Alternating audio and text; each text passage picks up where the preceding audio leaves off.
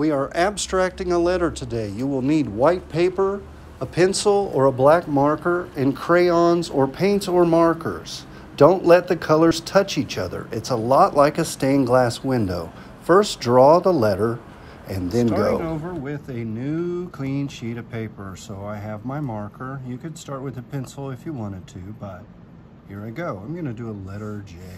So just drawing the outside line of the J. Here's the inside, here's the outside, up to that. So I can use any shapes or lines I want. Here's a zigzag. Here's a horizontal line. Here's a vertical line. Here's a curvy line. Now you can do this any way you want. You could draw a heart, or a star, or a circle, or an oval, or an eyeball, or anything you want to in this shape. You can just echo the shapes too. But make sure the shapes are broken up. It shouldn't be any bigger than this probably, you know? Because then the color would get kind of just samey. And you want this to be a little different. You want it to stagger and have some movement, and you do want to lose and abstract this letter. So I'm putting some circle shapes. And mine is not perfect, as you can see, which is fine. Now I'm drawing more lines, different directions, and that looks pretty good. So I need to choose my colors at this point. I'm using watercolors only because they're really fast to show you, so that you don't have to watch too long of a video. So I could start out with the lightest color I have, or just be careful with what I'm doing. But I'm using blue for this big part. Now this is bigger than I intended it to be. I didn't check to cut this off or split this apart. So if you've got the time and you can do this slowly, it will look even better. So just lead that water and color around. If you're using markers, you can water this at home with a paintbrush and, you know, make this look really cool. Pick up a little more color and blend it into that water. And I had some purple in that blue paint well, and it made indigo to start with. And so I'm having a transition of color here, which is kind of nice. Kind of makes it look like a sky or something like that. But you know, I wear a lot of blue. I like the color blue. Started out with that color. But blue cannot touch blue. It could go here. It could go here. It couldn't go here because this touches. I mean, it's too close. It's even diagonal. But it could go here. But then my letter would be easy to see. So it's a decision. If you want it to be kind of easy to see, then you would just stay with that same color as long as the color is not touching itself. Blue does not touch blue, yellow does not touch yellow, so on and so on. You're skipping color. You are juxtaposing color. It means throwing it around in different places. But you don't want it to meet each other, so it's kind of a puzzle. So pull your paintbrush, don't push, just pull. And then we'll choose our next colors. I know that yellow and orange would look really good with this. Purple and green would look really good with this, like the last example I did. I had recorded a whole other video and then I was having tech problems and I erased that whole 30-minute video. So I'm doing it again. So this has taken me actually an hour to do. It's just because of, you know, I didn't have enough storage on my phone even though I purchased extra. These videos are so long and hard to save, that's all. But we'll get through it. Doing our best here. Just wanted to make something interesting for you to do again. And so we know how to abstract our letters. We can draw block letters and we can use all these lines. So I have all this blue in here. Where can I use it? I can use it over here too, because it's not touching at all. And so just pull all this down. And it's good. Now blue could go here too. Maybe I can just mark in the parts that I need to color. I know it can go here. Probably shouldn't go here though, but it can go here.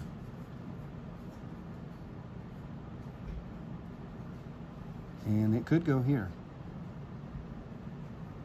which will break up this line a bit, and it'll look great. It's close enough. Boy, that's really close to meeting, but my light blue and my darker blue kind of makes it work out okay. Just try to keep the tone close. Well, because this I have to add more blue to it to get it the same consistent color. Otherwise it's going to be splotchy blue. And then I could have this blue, but it's kind of close. That touches, that touches.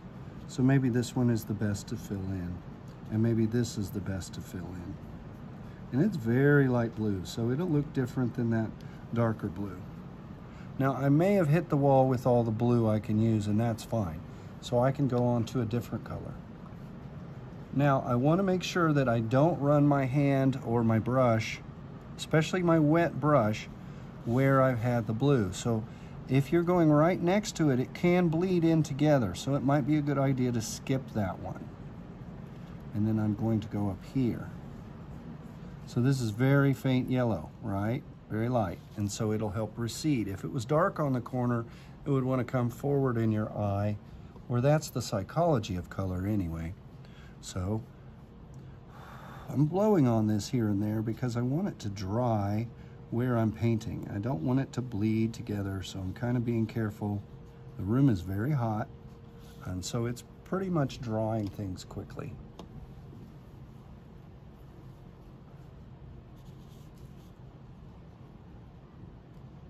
I'll have to draw a line because I started to do this, and that's going to touch, so I can't do that. I had to change.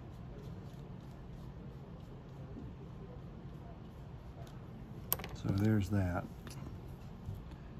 Maybe draw a diagonal line to break that up a bit.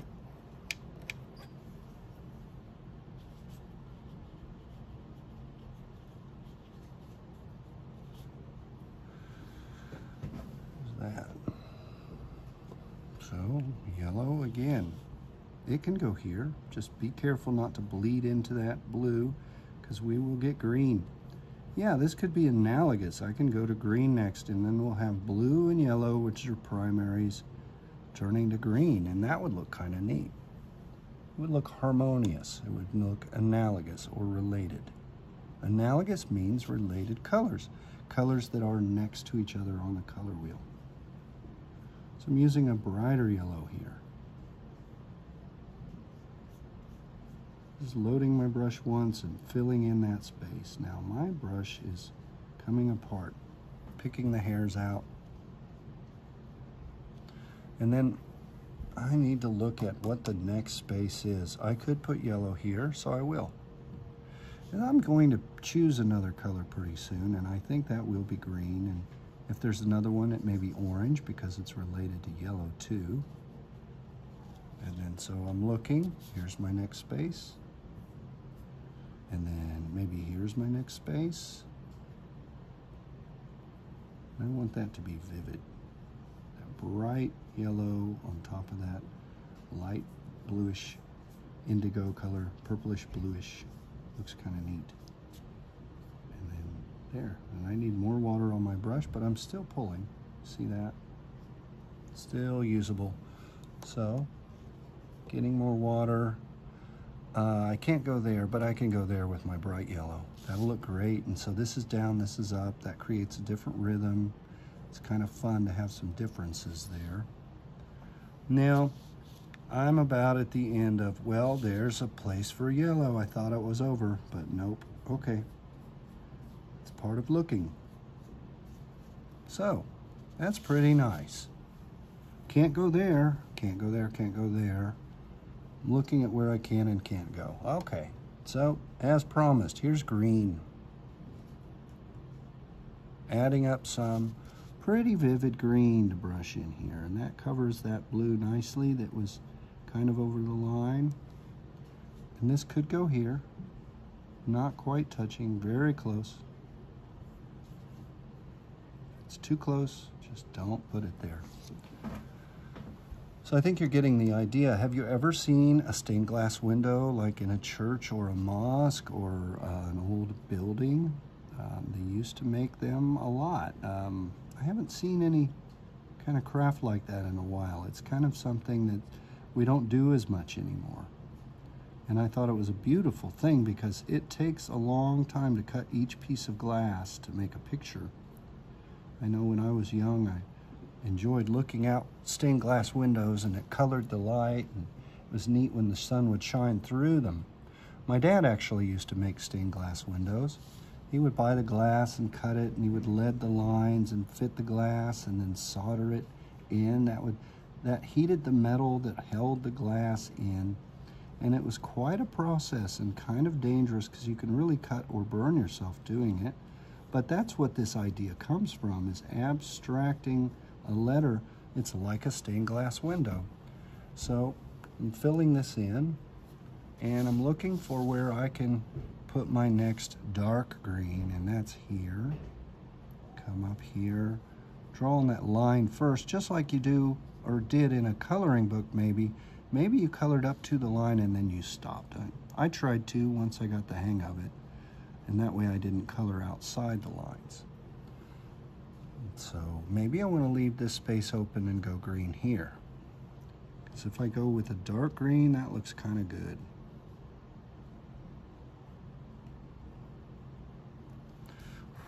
Neat. So I'm turning this. I could go green there, but it's not going to be that cool. Green would look good here, though. There's that. Okay, green can go here or here. I think I'll have it go on the inside because I haven't yet. So I'm really twisting it up. I'm going in different places. In, out, over, darker, lighter, changing it up quite a bit. Now I don't want to do the same thing there, so I'll do the bottom of this heart. And then, can green go here? Yes, but it's touching there, so I'm going to go here. But my green could go here, and then it'll touch there, so that goofs me up. Maybe I don't want green here, so I'll go here. Do you see, you hear my thought process? That's why I'm talking out loud. It may seem weird to you, but I'm trying to convey my thoughts to you, not just by painting and drawing, but I'm telling you my thought process. And this is how I'm thinking about doing this. So you hear me thinking and making the decisions. Do you do that? Do you think, well, should I do this or should I do that? Hopefully you do that. I mean, it's a good thing to do, is to kind of talk to yourself about it. Ask yourself questions. What is my favorite color? What letter am I going to do? Should this go here? Do I like it here or not? You know, this is up to you, so you're the person you need to consult about what you're doing and how to do it. So here's my dark purple inside of here. Now, purple and yellow are opposites on the color wheel. Purple is a secondary color, and of course, yellow is a primary color. I need that purple here.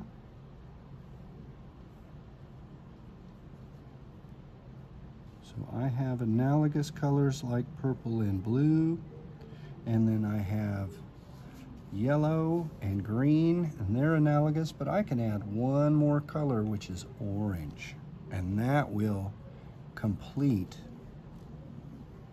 my analogous colors, related colors, and it will also help me have a different color to juxtapose. So looks kind of neat when you take your time. You know, when you speed through something, it looks like you did it quickly. Some things can look really good that way, but probably not this. Like if I drew all outside the lines and just colored it in as quick as possible, it's not gonna look that great. It's not gonna be my best work. So I like to take my time on some things. Dark purple. I went over that line, and I can redraw that once this dries. I can straighten that up. I can have a little purple right there if I'm careful and not bleeding into that green. Now, I'm done, except for orange. I need to put some orange in here to go with that yellow, which is related because yellow and red make orange. But let's see, red and blue make purple. I don't have any red in here, but I'm kind of putting everything but the missing link of red. And then orange and green and purple look like Halloween colors to me, but some people really like that combination, and that's fine. Vivid with my orange here, meaning really bright. And this brush has about had it. I'm gonna have to find a new one pretty soon because its hair is all coming out, but I'm trying to pick it out so my work looks nice. But there's another hair I just ran into. It's the brush, it's not me. And that's already yellow, but there's a space here to go orange. And then that looks really good. And so there I have it. There's my second version. And remember, I can color over parts that I goofed up on. And there's my first version. I have my first initial and my second initial.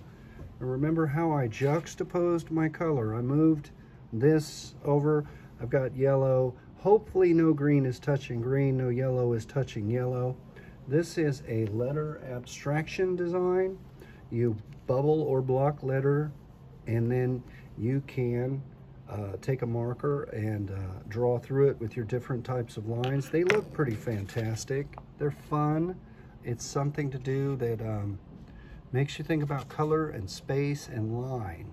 So I hope you enjoy doing this, boys and girls. All it takes is one piece of paper and a black marker and some crayons.